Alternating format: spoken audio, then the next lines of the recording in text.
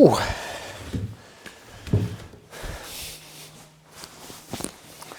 What's happening, guys? Welcome back to the workshop. Now, I have some spalted beech here that was pulled from the river. Luckily enough, the river is literally 5 minutes walk that way, and timber is forever washing down it, and I have access to a whole pile of this stuff. All different species of wood comes washing down that river. The river provides all, which is great. Now, this is still fairly wet. It is spalted. I'll give you an up-close look at it now in a minute. So spalting is a fungus that goes into the wood, and as long as there's moisture in the wood, that fungus will continue to move through it, but it leaves a beautiful pattern in it, and once you dry it out, it does stop. So I'm going to chance cutting a bowl blank out of one of these logs now, and maybe rough turning a bowl, letting it dry and see what happens. I'm not an expert when it comes to drying out timber and stuff, so this is kind of an experimental run on my part with the wood turning stuff. So I want to see how these bowls react when I leave them sit for a while. Like I said, they are fairly wet. So what we'll do is we'll cut a section out of this. I'll give you a close-up of the wood now in a second, but we'll cut a section out of it on the bandsaw. We want to take the heartwood out, so the pit, I think it's called. Get rid of that, see what we're left over with, see if we can keep some of this figure, and see if we can get a bowl plank out of it, and then we'll rough turn a bowl on the lathe. It's just a bit of experimentation to see. So let's rock on. Right, there's a close-up on two of the logs, so you can see that lovely spalting that's in it, and you can see there's the centre, or the heartwood, or the pit, I believe it's called. Again, now I'm no expert on this, so don't take anything I tell you here for gospel, but that's what we need to get rid of. I know that much when we're cutting out a log, because this is where, when it's drying out, it can split. So here's the spalting along here. So that's the main part of it. It's not too much figure on this side of the wood, so I either take a slice down this way and lose this bit, and that'll take the heartwood out of it, but it leaves me a nice thick blank, or I try and cut it this way, but I think I'll be losing this bit of spalting here. So I think the best thing to do is if I run a cut on the bandsaw here and down here, and we take this centre section out of it, that will leave us this blank here that we might be able to get a small bowl out of. So hopefully that's coming out on the camera. That's going to be the plan. So whether it works or not, I don't know. This is all experimentation on my behalf. So hopefully you can see what I'm talking about there. You can. Right, so let's do that. I'm going to take it to the bandsaw now, and I'm going to rough cut it down and see what we can get out of this. Okay, first thing I'm going to do is try and cut this in half, just to make it a bit more manageable, and then we'll try and split it, and we'll see what we're left with.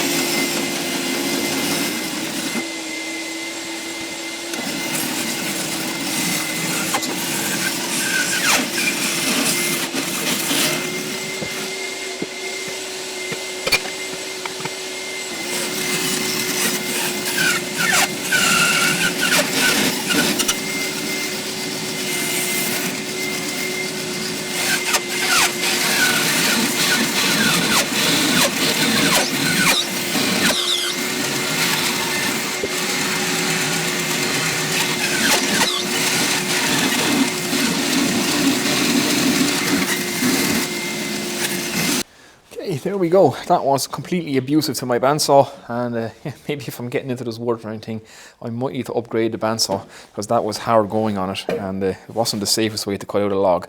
But there we go. You can see the spalting coming through it there.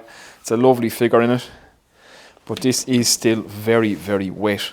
So I'm going to mark out a bowl now, rough cut that out, and then we'll rough turn it, and we'll see what this bowl is going to do. Let's do that.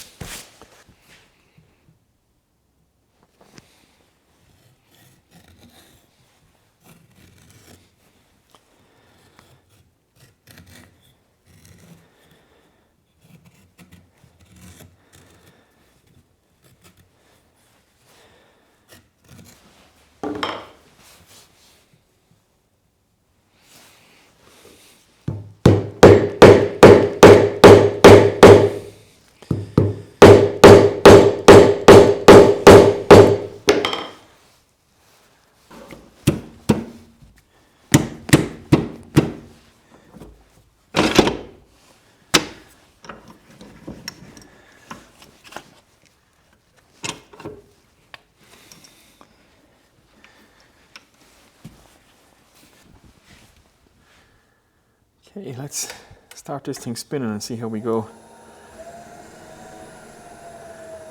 Turn it right down.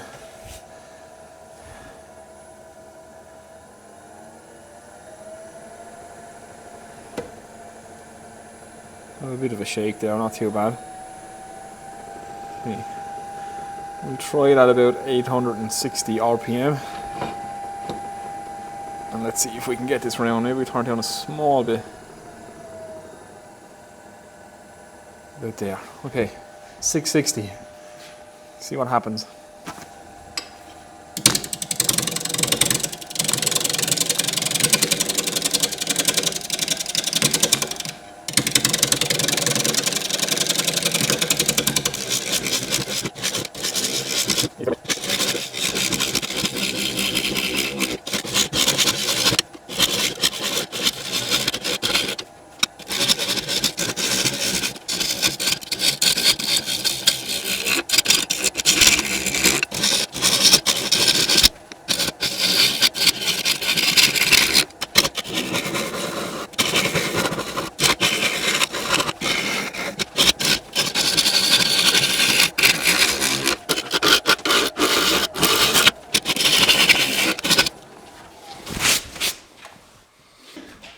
Right there you go, you can see some of the beautiful figure in that wood now.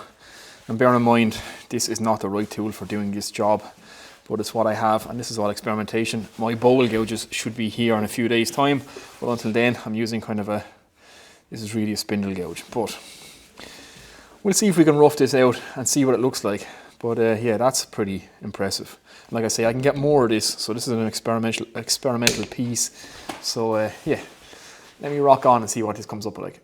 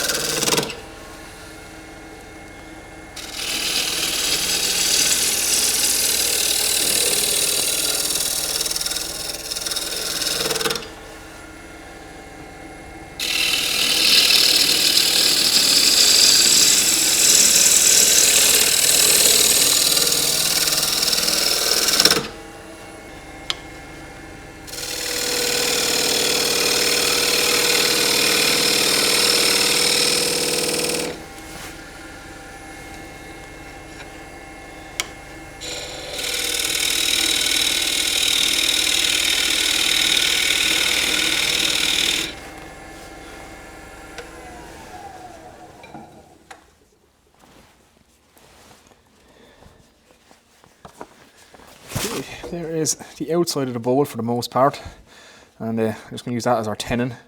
I'll cut this little bit off and I'll hollow out some of the inside, and we'll see, let this thing dry and see what happens to it over the next little while.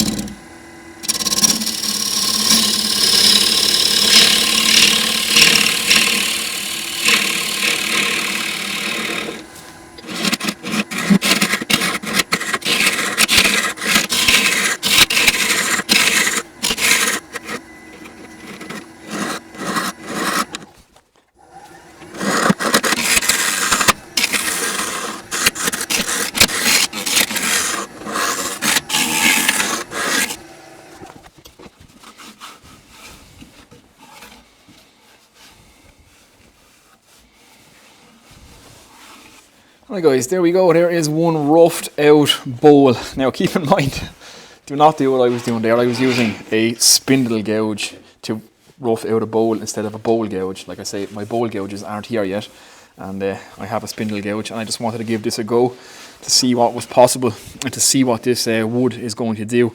Now it is very, very wet. It's full of moisture. It's even spraying me as it's spinning. It's kicking water out of it. That's how wet this is. So I have it roughed out to its rough shape. And I'm going to let this dry now. It's already starting to dry out in places. You can see it and see what happens. See how much it warps. See how much it moves. And yeah, it's just a little bit of an experiment. I thought I'd share it with you. So I have access to this Spalted Beech every now and again. It comes floating down the river. Tons of the stuff. So I'll experiment with this and see what it takes to get a bowl out of it. And if any of you guys have any experience drying timber or anything like that, let me know in the comments. So yeah, there we go. One thing you don't want to do if you're turning such wet timber and there's shavings and chippings all over the place, don't leave them on your machines, especially the cast iron ones, because they will rust like crazy. So it's time to clean up.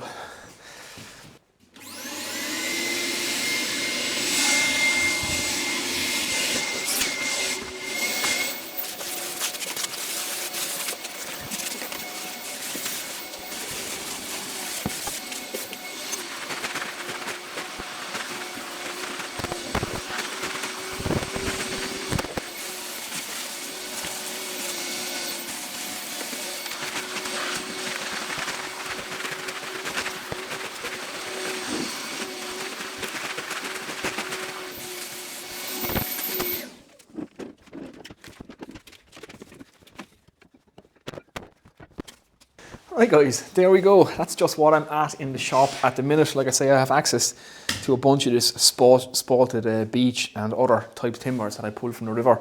And I don't know a whole lot about drying wood, so if any of you guys who are watching this know, let me know in the comments, what's the best thing to do with these?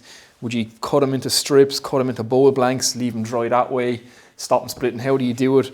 I'm learning all this stuff, but yeah, this was more of an exercise in butchery than actually wood turning. But here is the bowl roughed out now, if we get the camera to focus on that. So it's just roughed out, still has a tenon and stuff on it.